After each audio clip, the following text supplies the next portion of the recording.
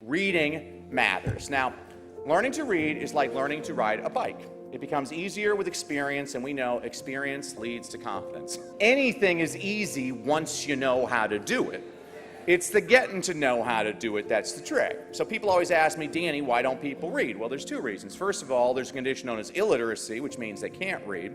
There's also a condition known as illiteracy, which means they won't read.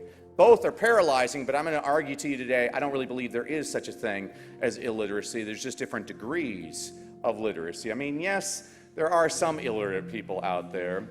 Most of these people usually get jobs working for road crews. And you'll find a lot of these road crews working out in front of our public schools. And they make it very difficult for the rest of us to try and figure out exactly what they're trying to communicate. Now, if you can't get a job working for a road crew, you can always get a job working for the federal government, creating a program like this one. Illiterate? Just write for free help. So what's the problem? Well, I got three ideas. First of all, today's illiteracy rate is alarming. Here's the second problem. Jerry Thomas ruined America. And Jerry Thomas, of course, is the inventor of the TV dinner. And once that came around, families stopped eating dinner and talking together, and television became the single best excuse we can use to blame every single problem in society. Here's the third problem. Why is it Time magazine always gives Person of the Year to a president or to a terrorist? How about this woman, TGFO? Thank goodness for Oprah. You need to know something about me.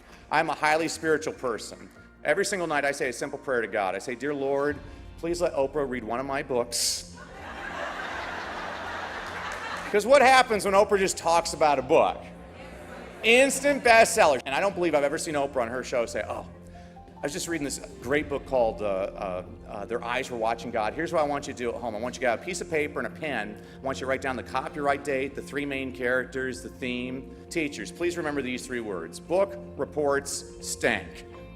They get kids to hate reading. Oprah talks about books the way people talk about their favorite sports teams and their favorite TV shows. She gets people excited about reading. The more excited you are to read, the more likely you are to read.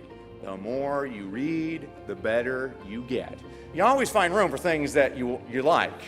I know I'm in a good classroom when the bell rings and the kids don't hop out of their seats because they want to finish whatever it is that they're reading. That is a good reading teacher. Now you have to understand, folks, struggling readers are not illiterate, but they benefit greatly from your teaching assistance.